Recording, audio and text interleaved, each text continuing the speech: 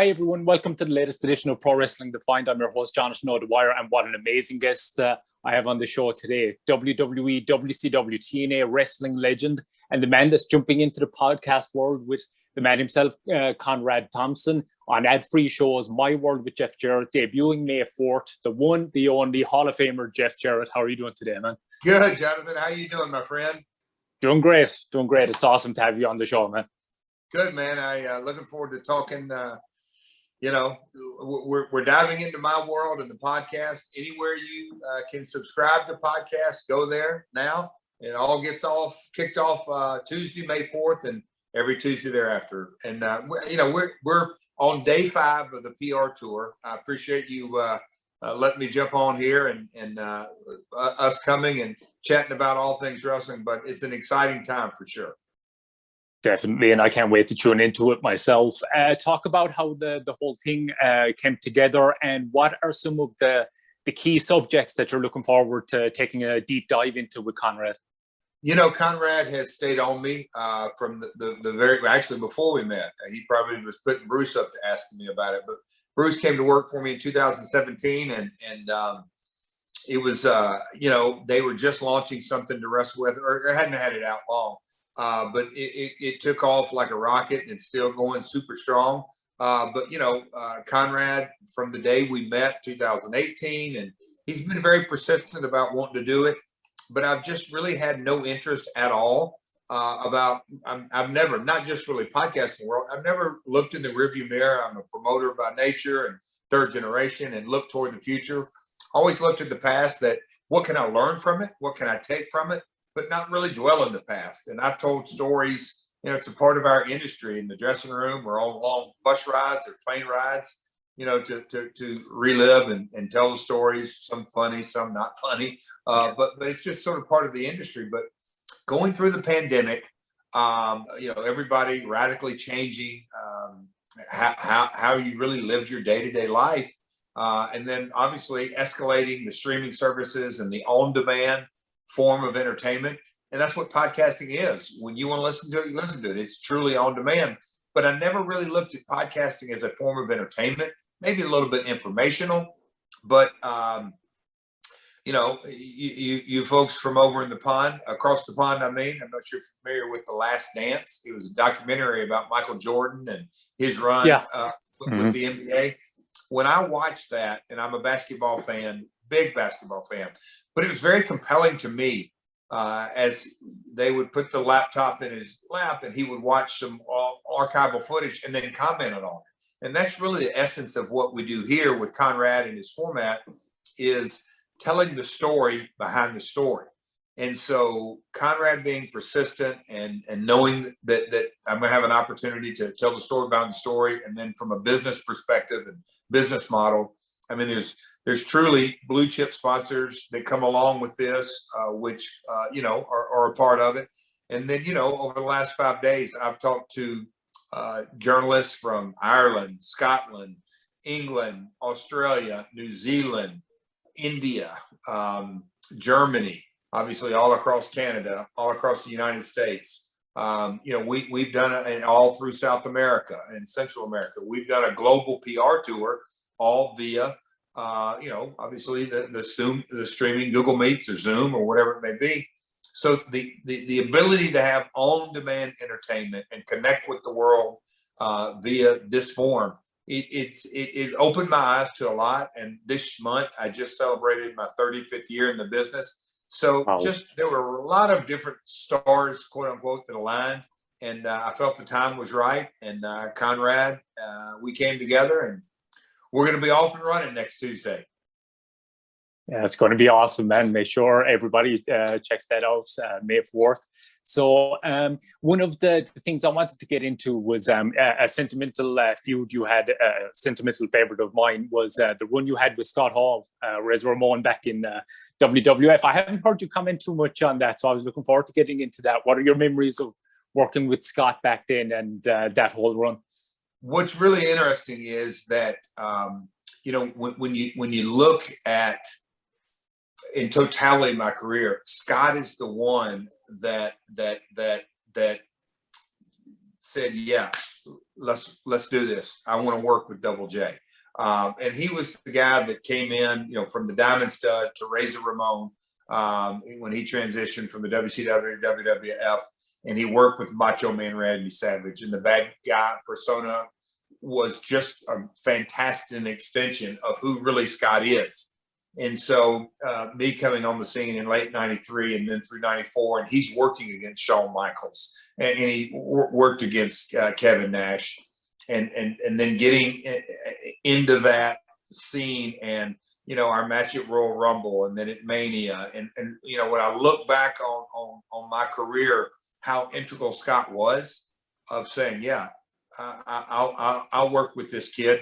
But, you know, me and Scott met in, I don't know, 88, 89, 87, when he came to Tennessee and worked in the territory. So we'd known each other a while, but really getting it to work together at that time. You know, he'd gone to AWA and partnered with Kurt Hennig. But, you know, the Double J persona. So I'll just say this: Double J versus Razor had a lot of great chemistry, a lot of magic. And then add Rhodey in the mix. It was really good box office attraction. Yeah, it was awesome stuff. I remember being absolutely super pissed with you beat him for the IC title at the Royal Rumble. God, there was really good chemistry there. So that was a sentimental thing for me. But Sting was another guy that I absolutely loved year run together, especially the run in TNA, Bound for Glory 2006. An amazing matchup there, really memorable stuff. Talk about your memories of working with Sting through the years.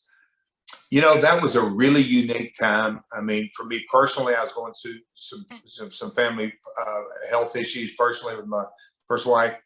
So that was behind the scenes. But you know, me and Sting, we you know, and he was a part of TNA in the very early years. But when we got him on full time and the story developed and the build, and I had been the NWA champion.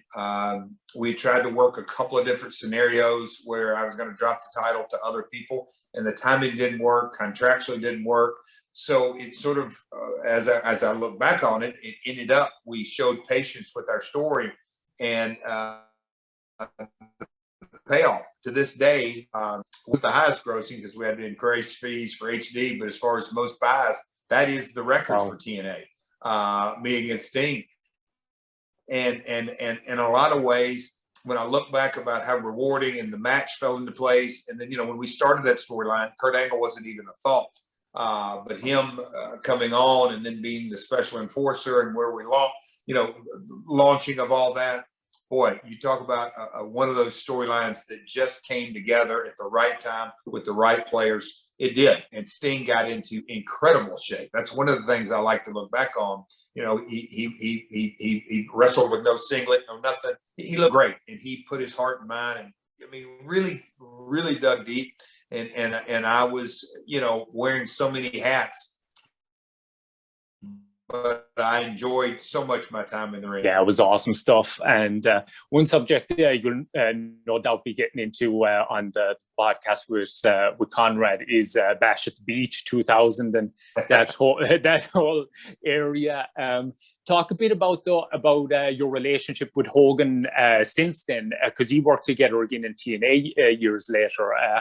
How was the dynamic with Hogan after that whole situation? And see that you have to sort of, if you pull all the way back, you have to know that Hulk worked for my father in '82.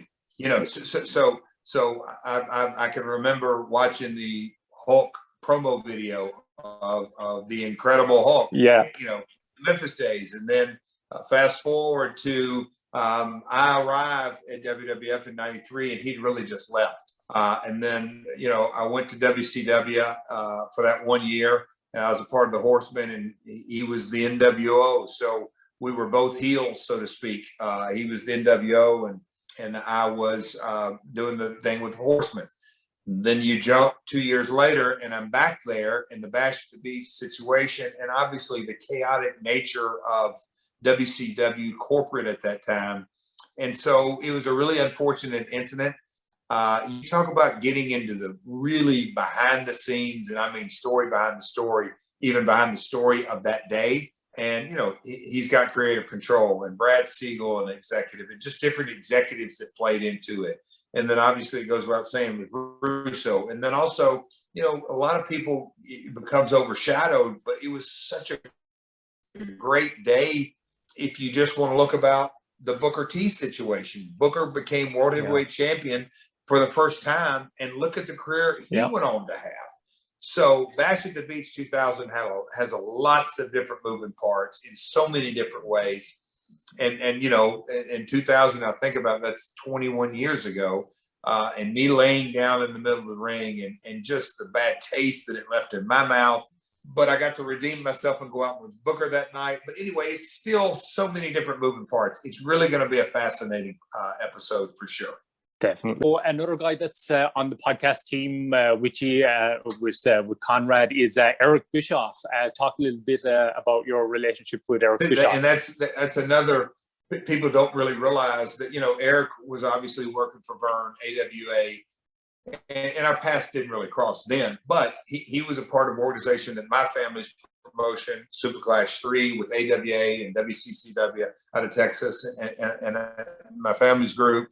So Eric from there, and then he obviously was running the show. My first run when I was hired, and there was lots of ins and outs that go to that. And then you fast forward to coming back there, and then Eric had power, then he didn't have power, and then the corporate method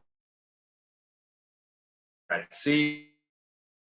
Just me and Eric, our career paths have crossed multiple times. Then all of a sudden, you go to the TNA days, and as an organization, we hired Hulk first, and then it was a little bit later on, but they were there from the beginning. But still, Bischoff Hervey Entertainment became a part of it, and then they became executive producers in a role that was still quasi.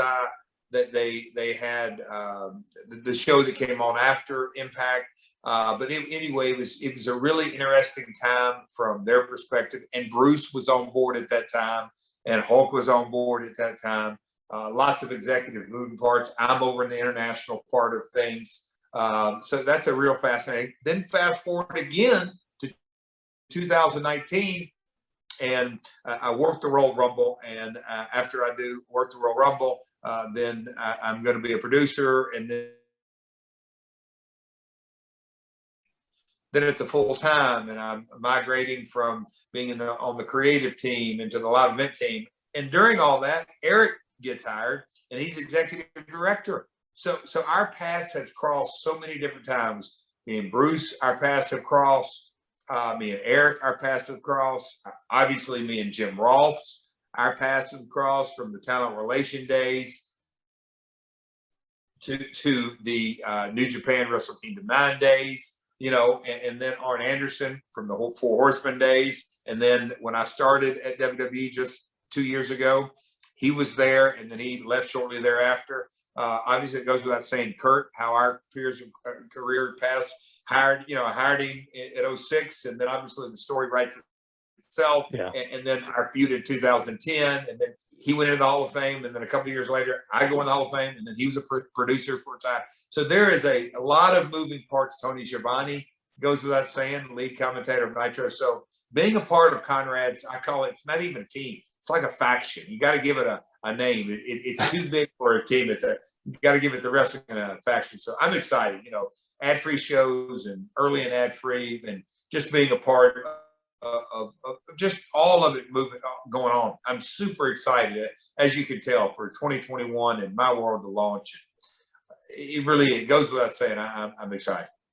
Yeah, it's going to be absolutely awesome. So everybody check it out. My World with Jeff Jarrett, ad-free shows May 4th. And you can catch Jeff Jarrett on social media at Real Jeff Jarrett, and his website, realjeffjarrett.com. So thanks so much, Jeff. It's been an absolute honor talking to you today, sir. Jonathan, thank you very much. Appreciate it. We'll talk soon. Definitely. Thanks so much, man. Take care. Thank you for tuning into Pro Wrestling Defined on YouTube. Please like the video if you enjoyed it, and subscribe to the YouTube channel to keep up with all future content.